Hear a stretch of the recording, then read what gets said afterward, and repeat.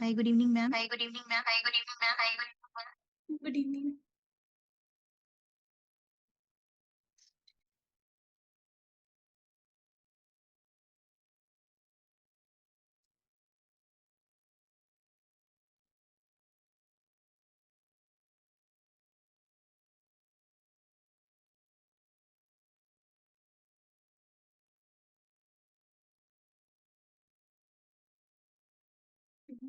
Yes, so good evening, everybody, and here we are again, uh, the Saturday Night Live webinar.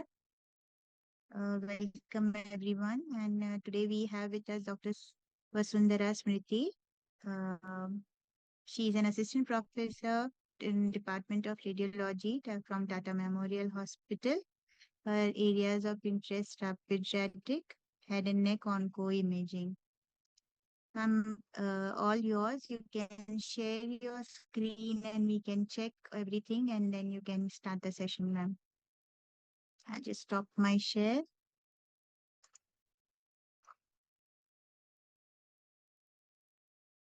Is my screen visible? Yes, ma'am. Okay.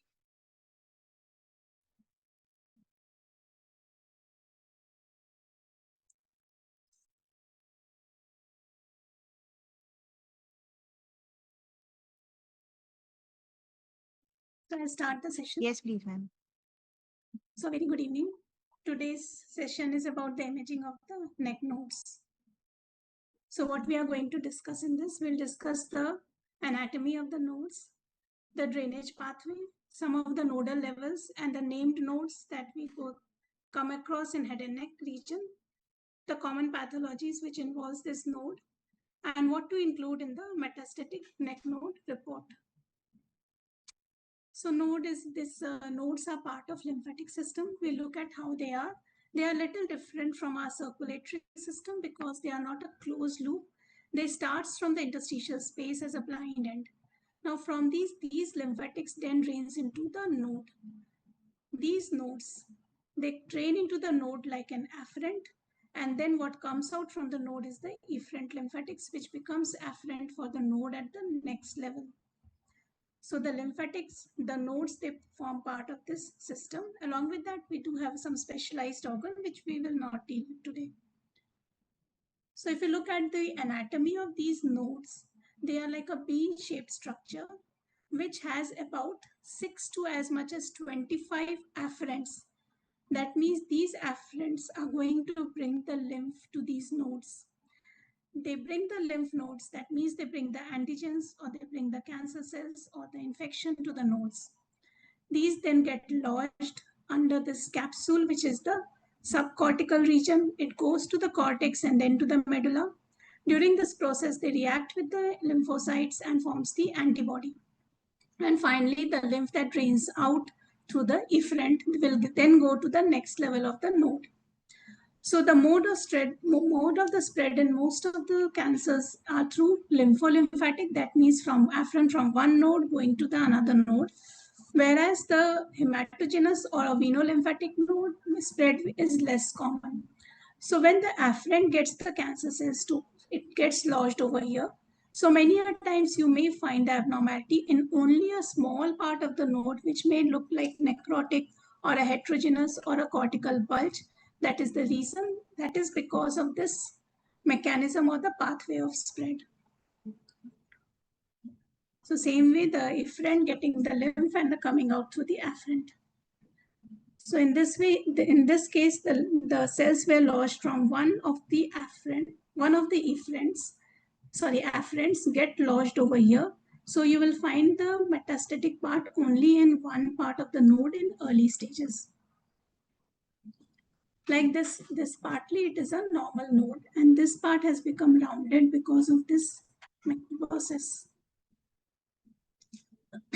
So these nodes are basically more or less arranged in a linear fashion, and they have a tendency to get arranged along a vessel. We have some chains in the neck. The anteriorly they lie along the IGV, that is the anterior chain, from the skull base up to the thoracic inlet. Posteriorly, we have the chain along the spinal accessory that nerve in the posterior triangle. Inferiorly, there is a chain which connects these two chains, which is along the transverse cervical artery. And anteriorly, we have these nodes along the anterior jugular vein. Along these chains, we usually get the lymph nodes, and the levels are also divided along these chains. So how did this nodal level develop? As the surgeon started palpating the neck for these nodes, they made certain the anatomical landmark which they could palpate form the landmark of these triangles. So they are not definite barriers which are separated by the deep fascia. They are not functional barriers, but they are just for the understanding of the various levels of node and for according to the lymphatic drainage. The surgeons found the sternocleidomastoid as a very dominant landmark. So this sternocleidomastoid divided the neck. It was the posterior border of the sternocleidomastoid that divided the neck into the anterior triangle and the posterior triangle. Remember, it is the posterior border of the sternocleidomastoid. Okay. So anterior triangle was everything anterior and posterior triangle was posterior to it up to the anterior border of trapezius. And inferiorly, these were up to the level of clavicle. So these were the palpable landmarks. The anterior triangle was further divided from the hyoid as suprahyoid and the infrahyoid neck. The suprahyoid neck was divided according to the belly of the digastric, which were palpable as submental region, the submandibular triangle, and the suprahyoid neck. So these are the submental and the submandibular triangle.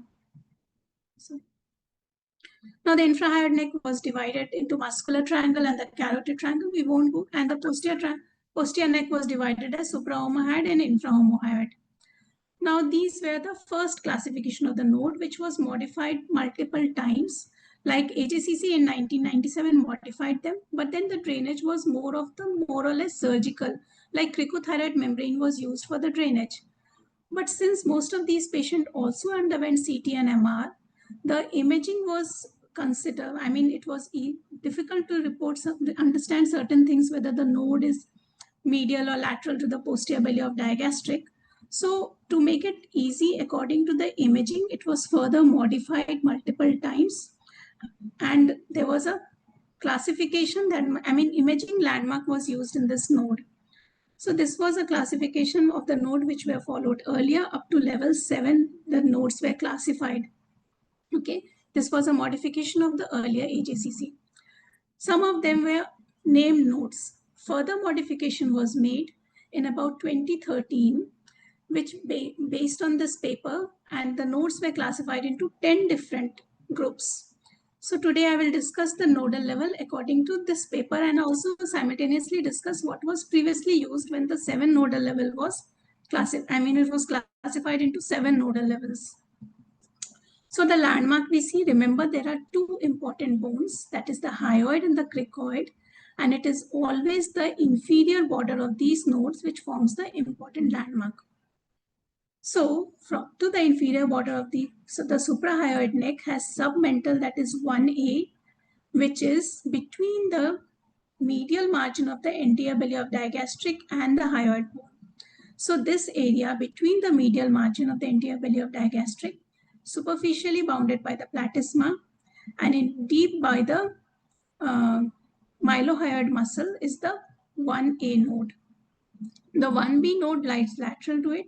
From the anterior margin, it extends posteriorly up to the posterior border of the submandibular gland that I will show you in eggshell, bounded superficially by the platysma and deep by the mylohyoid. Posteriorly, a straight line was drawn. Initially, it was the posterior belly of the digastric as a landmark, but later a straight line was drawn at the posterior border of the sternocleidomastoid, which was used to differentiate 1B node from level 2 node posteriorly. Okay, so this is the 1B node. So the contents of the 1A node, this is an example of an enlarged 1A node in a buccal carcinoma. Other differentials in this level can be dermoid, epidermoid, or a thyroglossal cyst. Now, where does this 1A drains from? That is also important to remember, because if we get a node over here, we know where to look at, or if we get a metastasis over here, we know which nodes to look at. So it is basically the anterior structure, that is the lip, chin, anterior floor of mouth and tip of tongue. Whereas 1B node has the content of basically the submandibular triangle is also the submandibular gland. So the submandibular gland pathology, the ranula, lymphangioma, they all form a differential of 1B node. The drainage of the 1B node is either from 1A, that is the efferent from 1A, lower part, it is always the anterior part of the face region. So the lower nasal cavity, part of palates and alveolus, buccal mucosa, lips, floor of mouth, oral tongue, and sometimes from the eyes and conjunctiva and anterior nose. All this you check your 1B node. Now we have seen 1B node, we have also submandibular gland in this region. How to differentiate whether it is a node or sometimes a primary arising from the submandibular gland. So submandibular gland is encircled by the facial vein in this manner. If you find the facial vein between the structure and the gland, it is a lesion from outside, that is an enlarged node. If had the vein been pushed laterally, it was a submandibular gland pathology. Coming up to level 2 node. The level 2 node now is considered from the caudal margin of C1 up till the lower border of hyoid. Initially, it was considered from the skull base, but now retropharyngeal node has been and retrostyloid has been labeled separately. So this node extends from the caudal margin of C1 up till the lower border of hyoid in a craniocaudal direction. On an axial plane, we have seen that a straight line from the posterior border of sternocleidomastoid of posterior border of the submandibular gland separated 1B from 2. Now posteriorly, similarly, we draw a line from the posterior margin of the sternocleidomastoid, that was the border of the anterior triangle we have seen. So between these two lines lies level 2 node, and posteriorly is the level 5 node or the posterior triangle. This is the boundary of level 2 node. Now where will you call this node? Level 2 or level 5? The region in which the node is predominantly located is the level of that node. So this is a level 2 node and not a level 5 node. Okay. Now from where this receives the drainage? It receives the efferent from all the previous node that is above it. Because the lymphatic chain will pass like that, it will also receive the drainage from the face, the parotid gland. It will drain the nasal cavity, part of the pharynx, larynx, ear, sublingual and the submandibular glands. So anything, all the nodal level above and these regions can drain into level 2 node.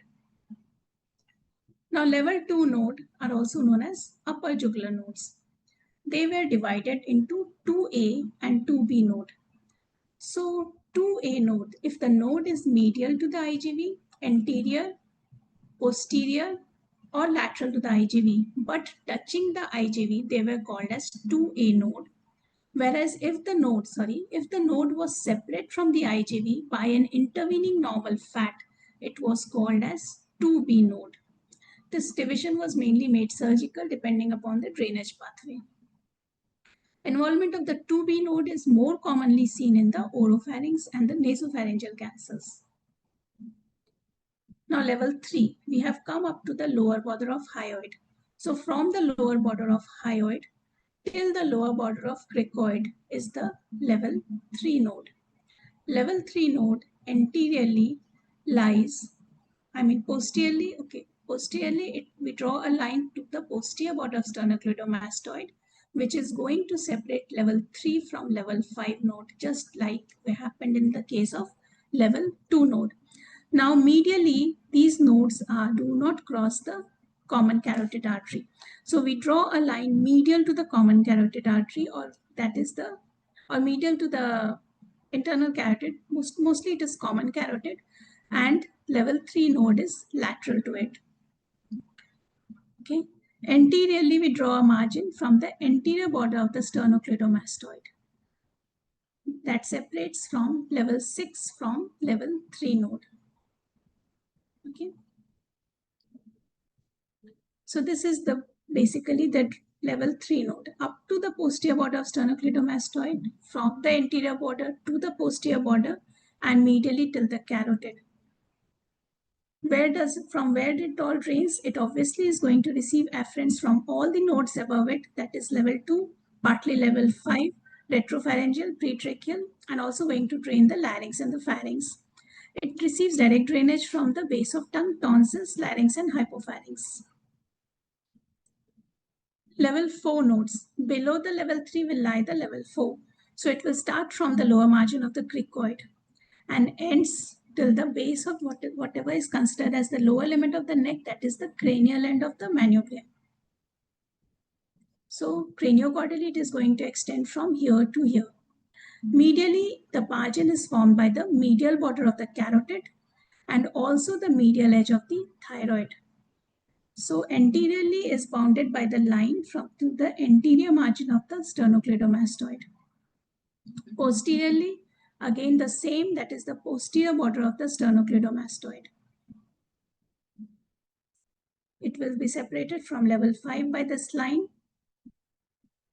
This is level 4. Anteriorly will be the level 6 over here. Medially, this line will go through along the lateral border of the thyroid and the medial margin of the common carotid artery. This is our level 4 node. Now, level 4 node, also known as lower jugular, were divided into 4A and 4B based upon the risk of metastasis. So 4A received basically nodes from the oral cavity, larynx, hypopharynx, thyroid, and cervical esophagus, whereas 4B are lower nodes, so subglottic area also, and the hypopharynx, thyroid, and cervical esophagus. So what is level 4B node? 4B is a continuation of 4A node. Cranially, caudally, it goes up to the manubrium.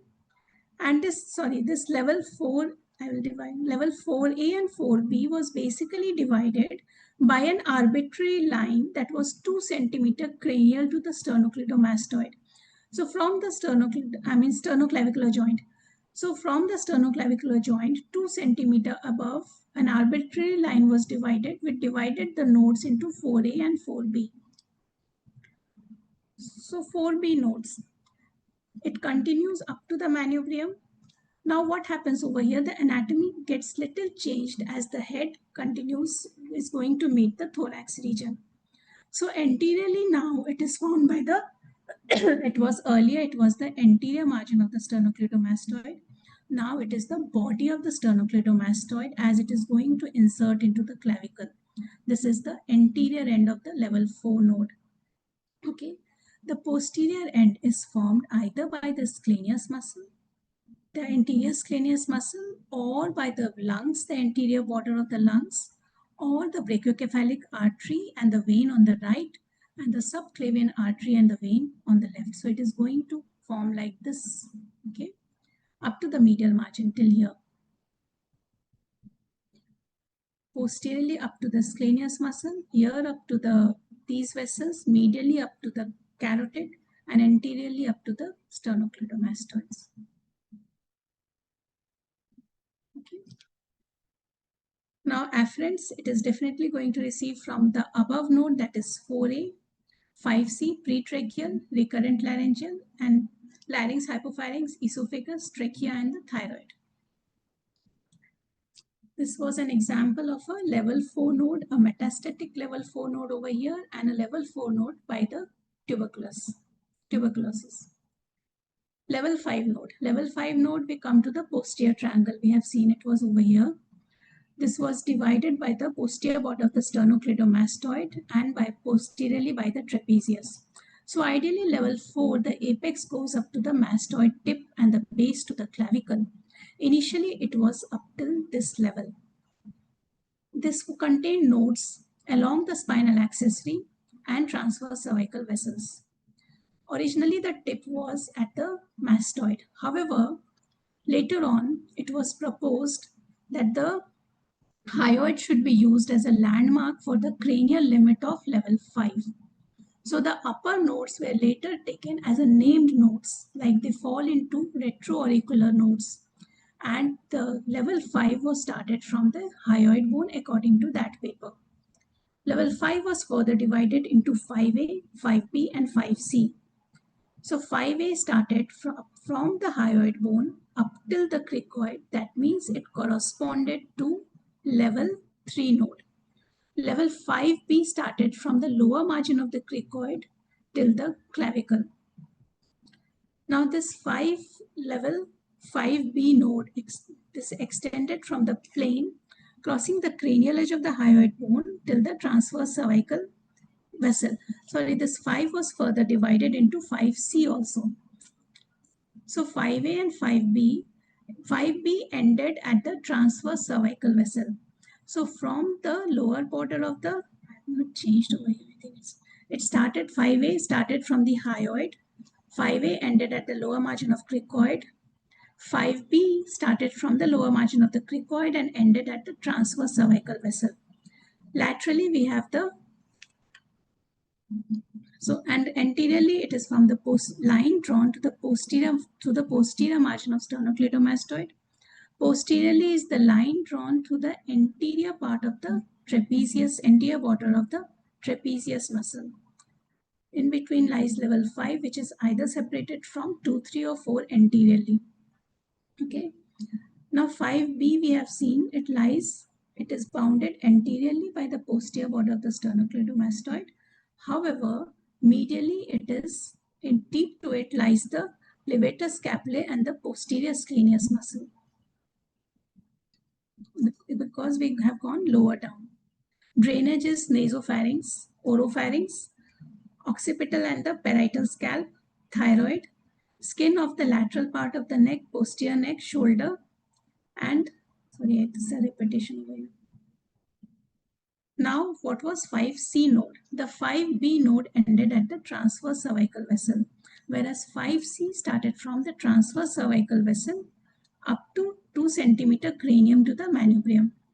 That means if we scroll over here, in the upper part of the neck, this 5A is along with the, it goes from the 5A will be from up till the lower border of the cricoid. That means it is with level 3. 5B is from the cricoid to the transverse cervical. That means there is level 4 over here. The moment you start seeing the transverse cervical artery, the level 5B will become level 5C. This is a transverse cervical. So 5B will change into 5C. And this is going to end 2 centimeter above the manubrium. We have seen that level 4 was divided into 4A and 4B. 4B was 2 centimeter above the manubrium. That means when the 4B starts, level 5 will end over here. This is the newer nomenclature where this level 5C will end at the 2 centimeter above the line joining the line from the top of the manubrium. Now, what is supraclavicular, that I'll do? It receives efferent from the above node, that is 4A, that is 5A, 5B, and also the nasopharynx. The supraclavicular node. Supraclavicular node are basically, it's a term which is used as a named term. If you start seeing the clavicle on an eggshell, the nodes are called supraclavicular nodes. It has been divided into medial and lateral. Medial includes basically level 4 nodes, and the lateral group includes the level 5 nodes. Now level 6, or the central compartment. The central compartment node started from the inferior border of the hyoid till the top of manubrium. That means from here till here we have level 6 node. If we see on the axial plane, it was divided into 6A, that is the superficial node, and 6B, which is the deep pre-visceral space. So if we look at the level 6A, that is the superficial node, that is between these two, anterior margin of the sternocleidomastoid. It is superficial to this strap muscles. So in this region are the superficial, or the 6A group, bounded by the platysma superficially and the strap muscles deep to it. It drains the lower part of the face anterior neck, lip, and advanced oral cancer and chins. Now level 6B is the deeper node. It includes the prelaryngeal, the pretracheal, the paratracheal, as well as the tracheoesophageal group. Laterally, it is bounded by the medial margin of the common carotid artery. Okay. Laterally, as well as it lies deep to the strap muscles. If you see this space, it goes from here, goes into this space up till here on one side. So posteriorly to it lies the trachea, the respiratory tract. It may be larynx in the uppercut. There is thyroid posterior to it. And over here posterior to it is the prevertebral fascia. And on the right, it may be the esophagus. And anterior to it in the post lies the strap muscles over here. So this is the location of the level 6 node. 6B, that is the deep 6 node. The deep 6 node can be anterior to it over here. On the upper part, it forms the prelaryngeal node or the precricoid node, that is known as Delphian. Anterior to the thyroid, we have the thyroid nodes. Anterior to the trachea will be the pretracheal nodes. There's also a group of node over here, that is the paratracheal node, which is also known as recurrent laryngeal node. And we will have a tracheoesophageal node. So these are all part of the 6B node. Rays, again, it's the same as the 6A, along with the thyroid, glottis, subglottis, larynx, hypopharynx, PFS apex, which goes quite below up to the level of the true chord, and the cervical esophagus.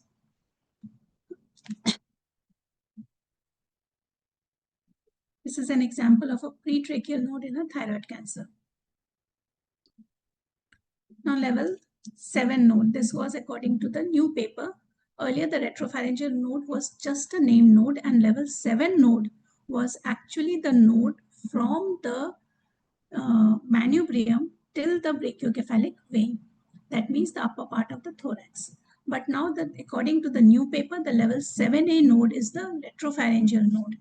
So the boundaries of retropharyngeal node, it's from the upper edge of C1 to the cranial edge of the body of hyoid bone. It is medial to the carotid. It lies posterior to the pharynx, that is the constrictor muscles. It lies anterior to the longus capitis and the longus coeli, that is the prevertebral muscle. And laterally is the medial border of the carotid. If we draw a straight line at the lateral edge of the longus capitis muscle, it is divided into medial and the lateral groups. Mostly it is involved in the nasopharyngeal cancer, but also drains the eustachian tubes, the soft palate, and the tonsils. Also, don't forget to check your retropharyngeal node when you are looking for a base tongue or the posterior tongue lesions. It had a name node, that is a node of Rovia, that was the superior-most lateral retropharyngeal node. These nodes are very commonly seen in children, and they decreases in size and number with age. We'll deal with these criteria later. Now, what is the differential of a retropharyngeal node? Many a times, if you see your coronal, you will see these elongated structures. Though the criteria for a retropharyngeal node to be abnormal is less than 6 mm, if you see the node on a coronal and if you find they are really elongated, it may be a reactive node. But you see some other elongated structure very often if you are in a habit of looking at your coronal image. These are the superior cervical ganglion.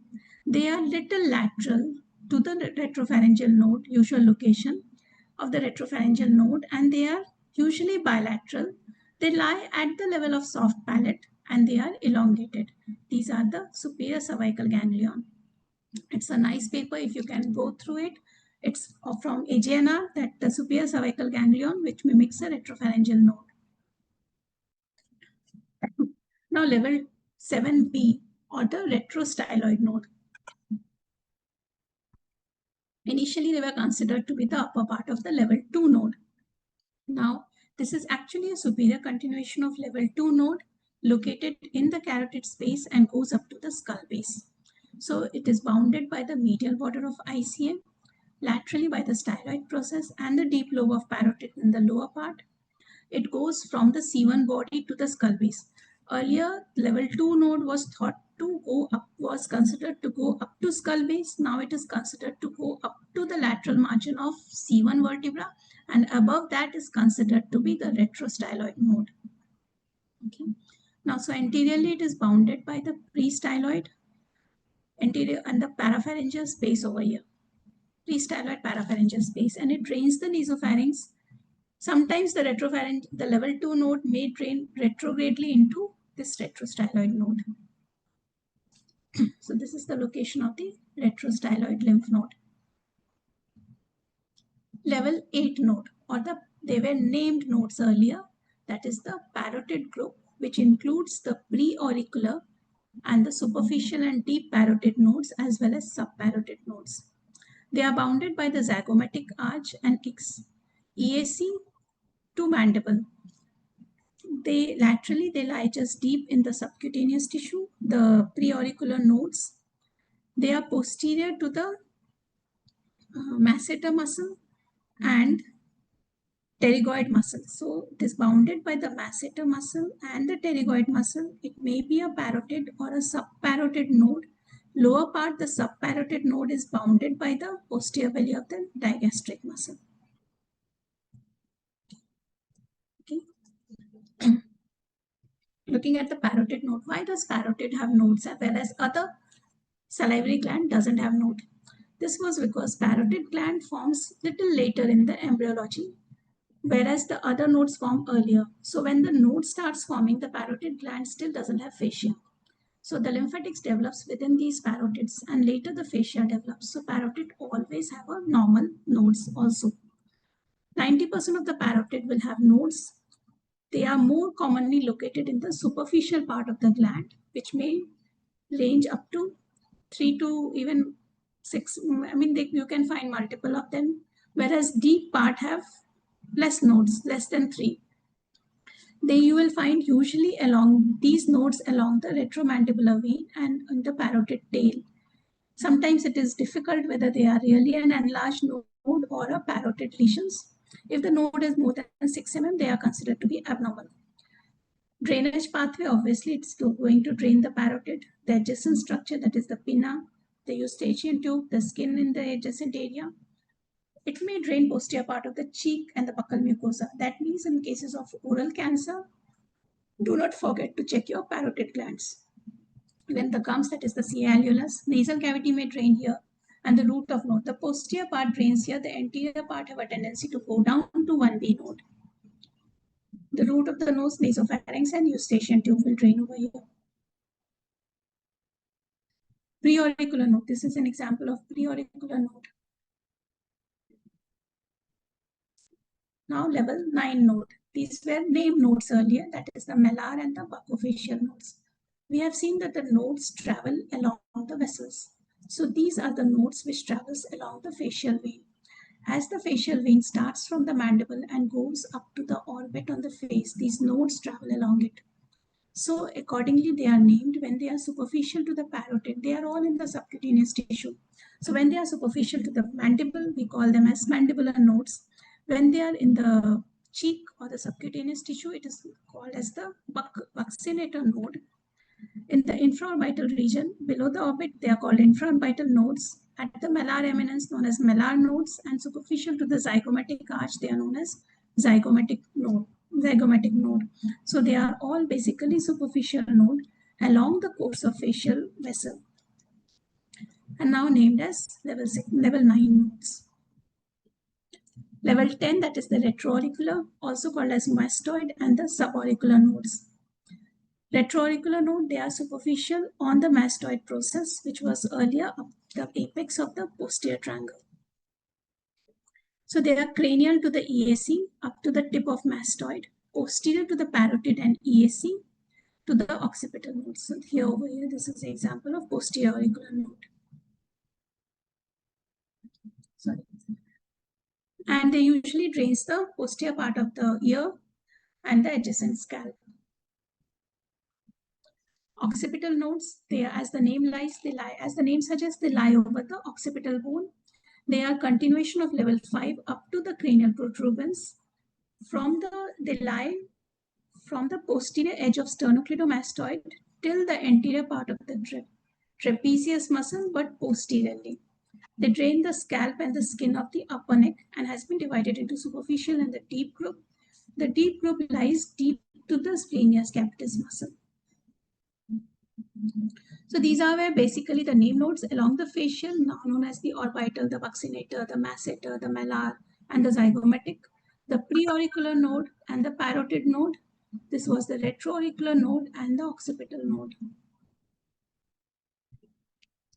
Some of the name nodes, still some of the nodes, initially they were more in use, but they have a name, we just will discuss them.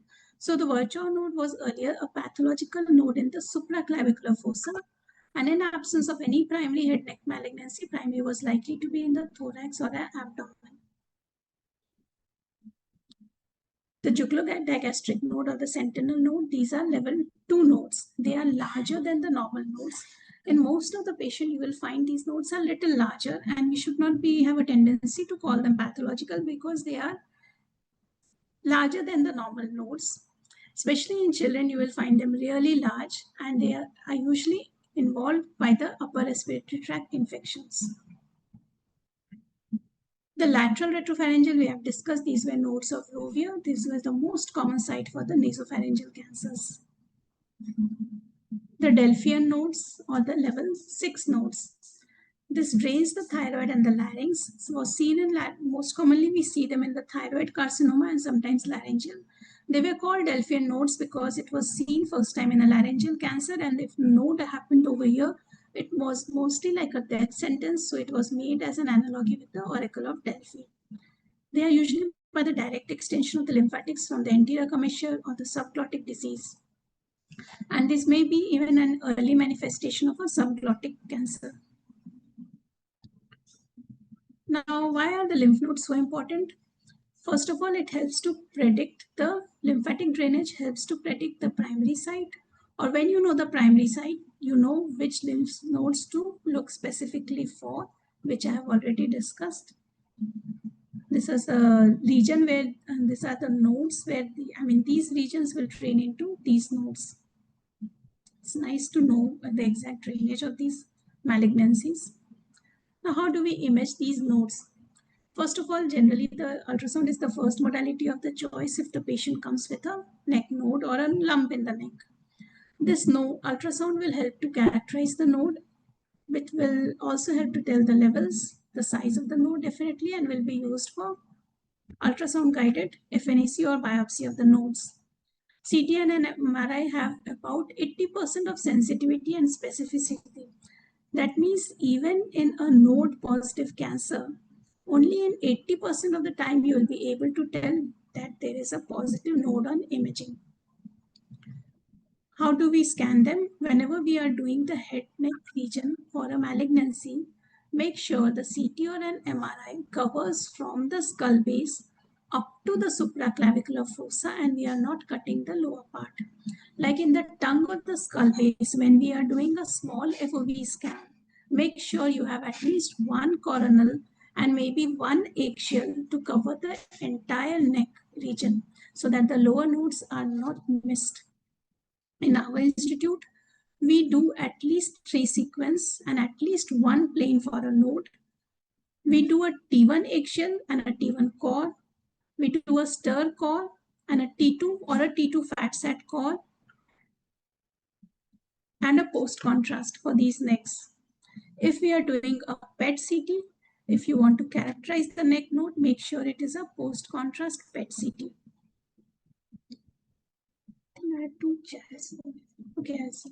Now node, whether it is pathological or not, or whether we are dealing with a node or not, we may mistake a node for some cystic lesion, like a congenital lesion, some infectious or inflammatory pathology, or is it a normal, is it some structure which is mimicking a node?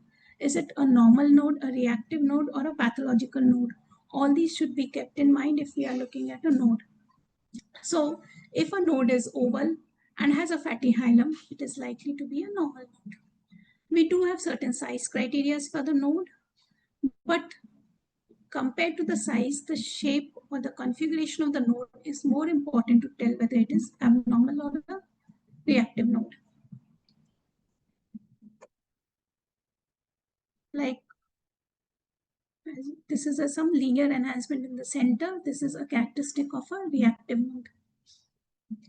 Now that we'll deal with each of them, like reactive lymphadenopathy, these nodes enlarge in response to a antigen. It can be an acute or chronic, can be local. You can get a localized or a generalized node. So nodes are enlarged. So size is not important. It may maintain its oval shape. You may find a fuzzy margin over here or an inflammation around the node on an ultrasound. Okay, CTT, these nodes may be homogeneous, either hypo or isodense, or may show an enhancement like a mild linear marking, which I have shown on this MR. A linear marking like this is seen in a reactive node. Okay, MR, it may be low to intermediate on T1. It may be a high signal on T2, intermediate to high signal, and post contrast, it may show a linear enhancement. Okay. Now, suppurative lymphadenopathy, that means a lymph with a node with a pus or an abscess. This is commonly seen in retropharyngeal region, the tuberodigastric and the submandibular region, and commonly seen in pediatric patients. So how are the nodes? Nodes are going to get enlarged. They may become oval, they may become rounded. Due to inflammation, the margins will show these bright areas on ultrasound. Fuzzy margins will be there, poorly defined. It may conglomerate with the adjacent node. Because of the necrosis, the center will be hypoenhancing on CT or a hypodense on an ultrasound. You may get an abscess formation over here and a lot of fat stranding around these nodes. CT and MRI have already told thick walled with peripheral enhancement and a central fluid. PET may show uptake in these nodes, commonly seen in pediatric patients. Now, what is a common differential? It can be a branchial cleft cyst or a tuberculous adenitis. Calcified nodes. Calcified nodes is common in TB, but they are densely calcified, not like this. These are the examples of a post-treatment nodes. A healed abscess may look like calcified, and old infection. In malignancy, we may find a tiny microcalcification in the node because of papillary CA. Treated lymphomas nodes do calcify. Post-RT nodes calcify like this. Sometimes mets from a mucinous adenocia like breast, colon, and lung may show calcifications. This is an example of a post-treatment metastatic node which has calcified on the periphery. Now, necrotic lymphadenopathy. Necrotic can be infectious like a tubercular or can be metastasis. Usually, tubercular nodes are very fuzzy, ill-defined margins, have a tendency to coalesce together. Definitely the constitutional symptoms. Many a times these metastatic node have a very sharp margin. They do not form inflammation around it. Sometimes there may be an inflammation, but if there is no inflammation in a necrotic node, you are more likely to be dealing with a metastatic necrotic node than a tubercular necrotic node. Okay. Now, cystic lymphadenopathy. Cystic lymphadenopathy, the most common differential is a benign lesions like a branchial cleft cyst, a thyroclassus cyst in the midline, anterior neck, or like you may be at level 4 if you find you have some cyst-like structure. It may be a dilated thyroid duct cyst. We do find this as a sometimes mimicking a node, and look carefully, try to trace them distally and proximally. You will find it is an elongated structure and it is a thoracic duct. Other differentials, definitely vascular and lymphatic malformations. Thyroid cancer can give an entirely cystic node, and also the HPV positive oropharyngeal cancers. So this was a 79-year-old with a structure like this, very well-defined sharp margins. Whether the differential should be a branchial cleft cyst versus a cystic metastasis. Now, age does play an important role. If it was a child, my first differential would have been a branchial cleft cyst and not a metastatic node. But in an elderly, the first differential would be a metastatic node.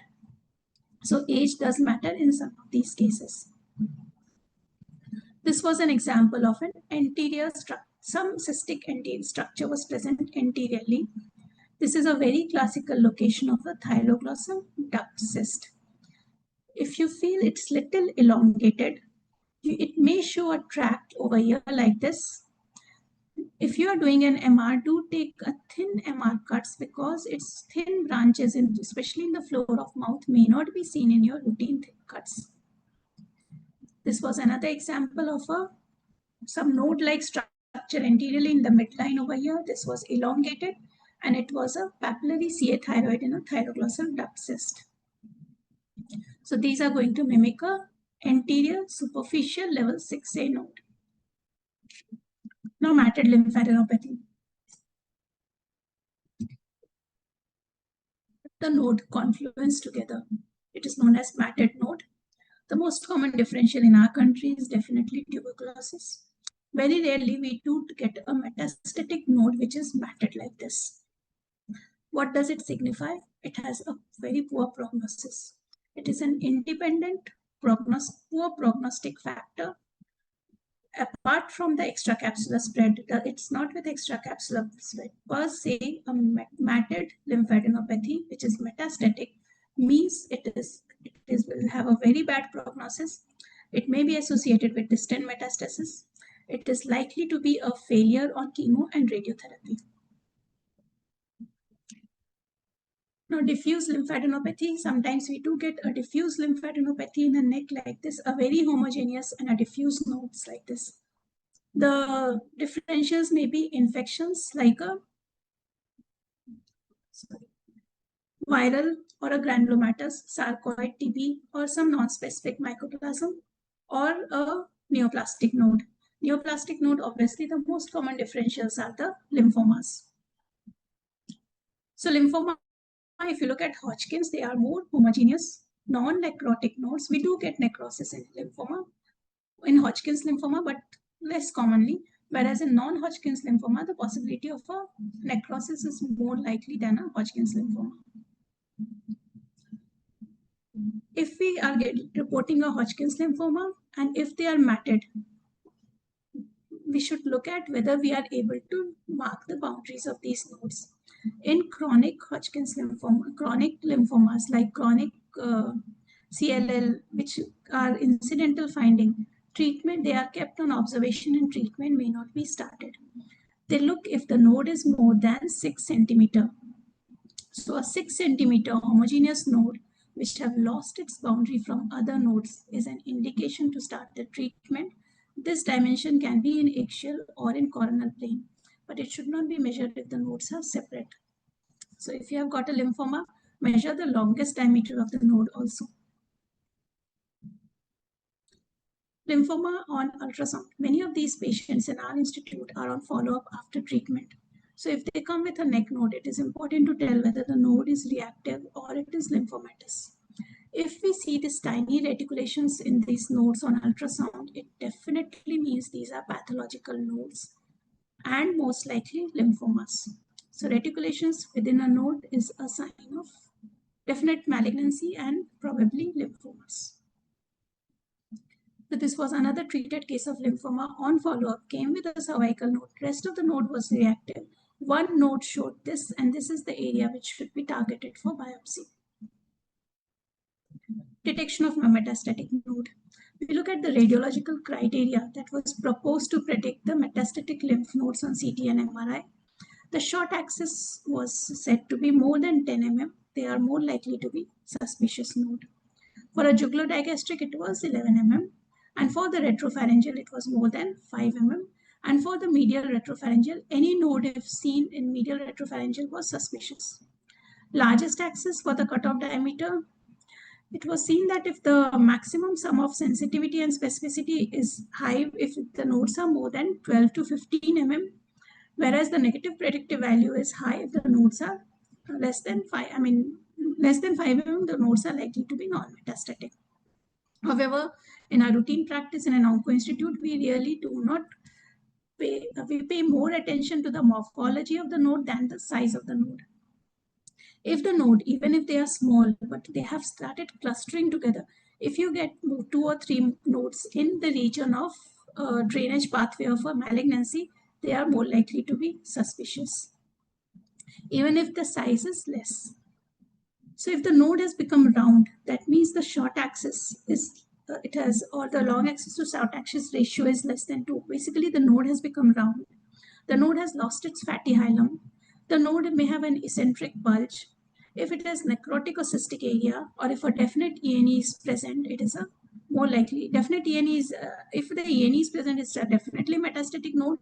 Or if the necrosis or cystic area is present, it's also almost definitely a metastatic node. Rest of the features more likely to be a suspicious node.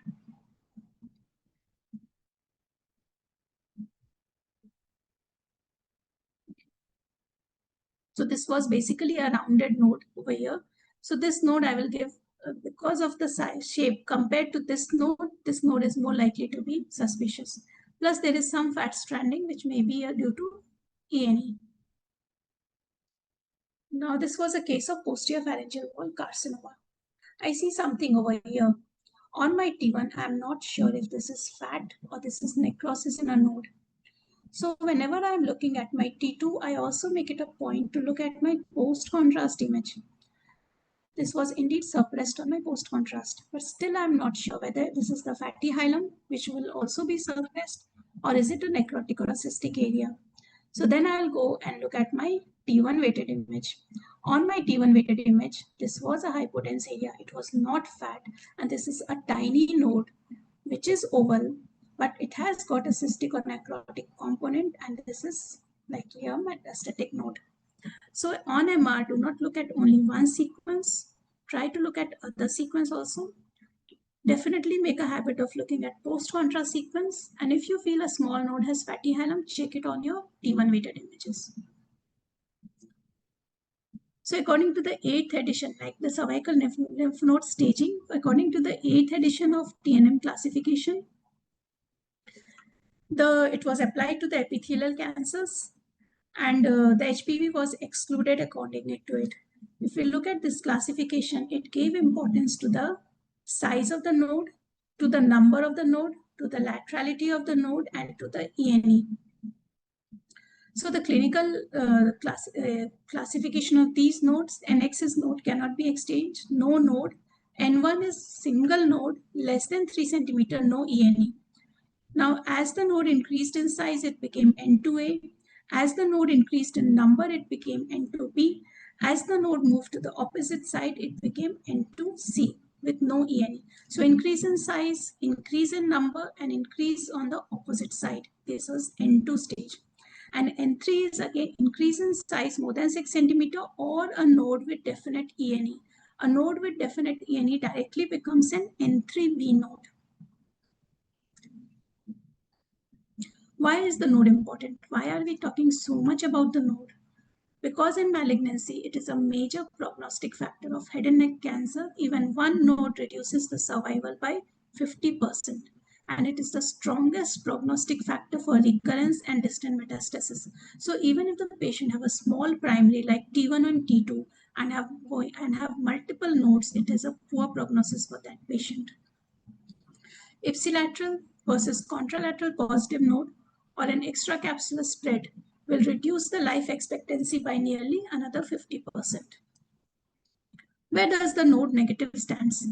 If you are saying radiologically for all upper aortodigestive tract, 15% of N0 will have nodal neck, will have a node positive histologically.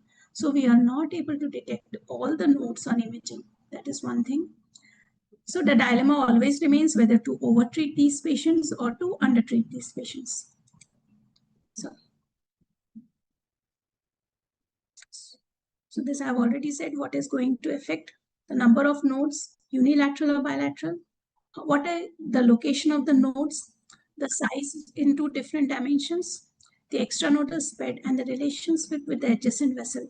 All these are talked about on imaging when you are reporting your neck nodes. Okay, so I'll deal with each one of them and also the relationship with the adjacent structures and the IVC stump. So what all do we mention? We definitely mention the location, that is the level of the node. We give the dimensions of at least the largest node in 2 dimension on an axial plane. We talk about if there is necrosis or not, and we talk about if there is an extranodal spread or not. What all will we look at the adjacent structures? Let's see. Now, if this node abuts a vessel, we talk about the angle. We draw a line. We draw an angle from the center of the vessel. The angle of abutment of this node is important because if it is less than like 90 degree, it is likely to come out.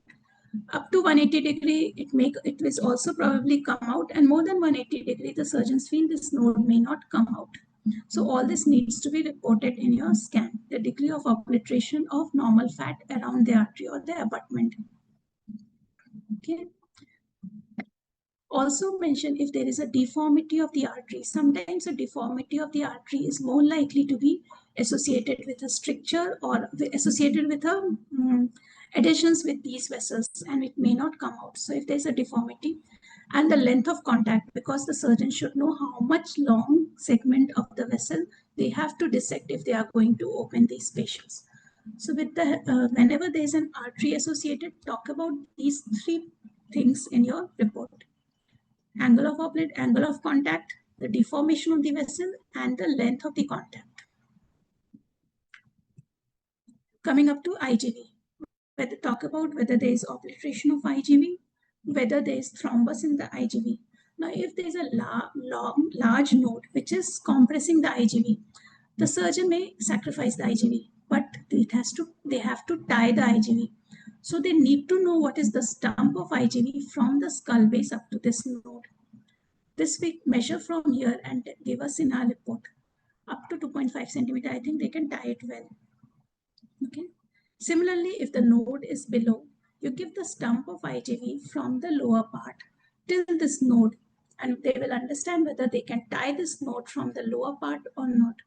So in cases of IGV, give the stump of the upper IGV or the stump of the lower IGV in your report if the IGV is getting compressed or obliterated by these nodal mass.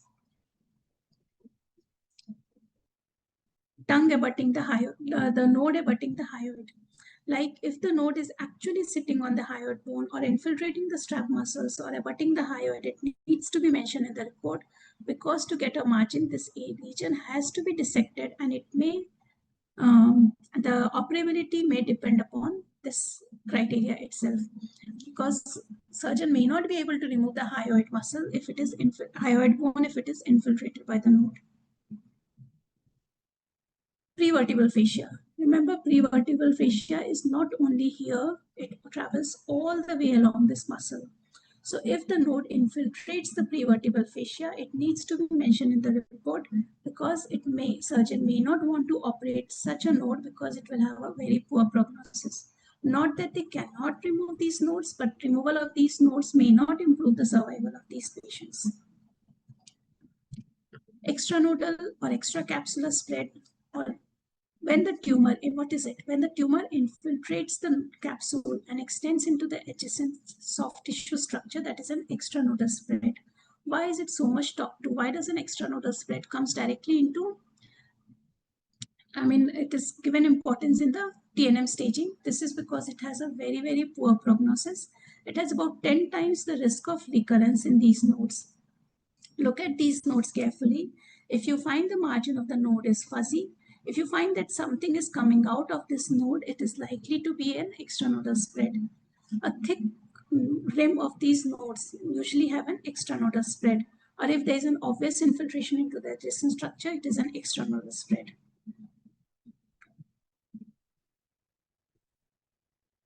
Okay, these are the histological chances of having extranodal spread based upon the size of the node.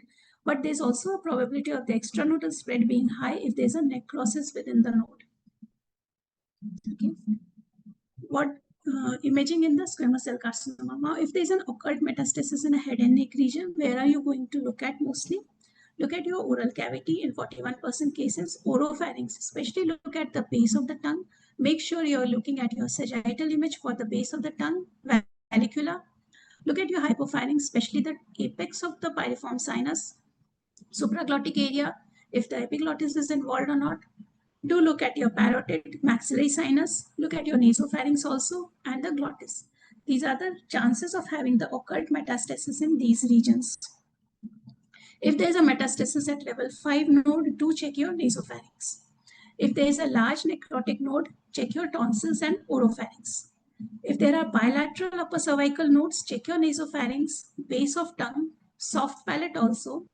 Soft palate you can check in your coronal image as well as sagittal image.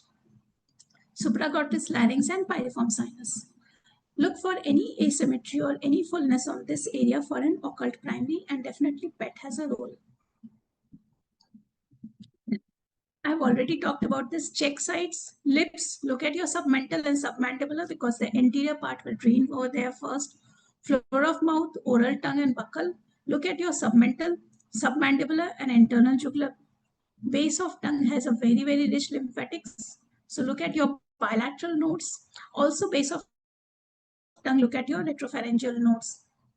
Pharynx, in the nasopharynx, check your retropharyngeal node. Sometimes what happens that these lymphatic pathway gets obliterated because of a repeated infection in children. And in that condition, they do not follow a nodal level. Like level 2 may not go to level 3. It may directly go to level 5, level 4. So you will get a skip nodes in these conditions. So nasopharynx, also check your level 2, 3, and 5. So you may get directly level 2 without a retropharyngeal node. Level 1 and occipital nodes become affected only after the primary lymphatic obliteration is there or once there or RT has been given. Now, if you are looking at a patient which has undergone a surgery or a neck node dissection or an RT, in that case, the routine drainage of the node is removed or obliterated. In such a patient, look at all possible nodes because you are going to get a metastasis at a weird sites. Like in a nasopharynx, you may get a level 1 node or an occipital node. So once operated, once treated, the node does not follow the normal levels. You check at all sites. You check at contralateral sites also in these patients. Sorry. Now oropharynx, the anterior tonsillar pillar, check your level 2, 3, and retropharyngeal. As we move posteriorly, start checking your retropharyngeal nodes also.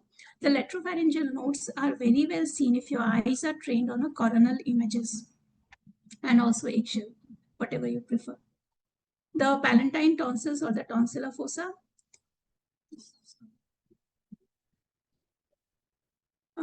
Check.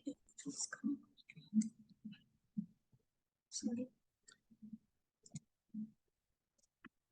Check your level 1 to level 4 nodes and also your parotid. Similarly, also check your parotid for all buccal cancers. Posterior tonsillar pillar trains to level 2, and if posterior pharyngeal wall, retropharyngeal, and level 5 nodes also you check. Soft palate level 2, level 3, and retropharyngeal. Hypopharynx, it's lower down, check level 2, level 3, and level 5 as a secondary node. Posterior pharyngeal wall 2, 3, and retropharyngeal. So if it is posterior, check basic thing. If it is posterior, check your retropharyngeal also. Now supralarynx, if it is a pre-epiglottic space is involved, it has a very, very rich lymphatics, and there are very high chances of a nodal metastasis. Also, you have chances of bilateral nodal metastasis in these patients. Whereas if it is a glottic cancer, they do not have lymphatics. It is very rarely, if the tumor is localized to the glottis, you will have a metastatic node. Supraglottis may drain in a cephalad direction through the cricothyroid membrane to pretracheal and paratracheal also. So check your pretracheal and paratracheal in these conditions. If you're looking at your sinus, nose, ethmoid sinus, look at 1B and then look at your jugular levels. Ethmoid and frontal, again anterior structure, it may directly drain to 1B. Sphenoid is a posterior structure, check your retropharyngeal nodes. Maxillary, check your IJV, jugular nodes because it's basically in between structures. So check your jugulars first and IJV also. Usually we don't get nodes when we are reporting a skull base cancers or a sinonasal cancers. And if there is a node, it has a bad prognosis in these patients. Okay, so with this, I have come to the end of the talk. In case if you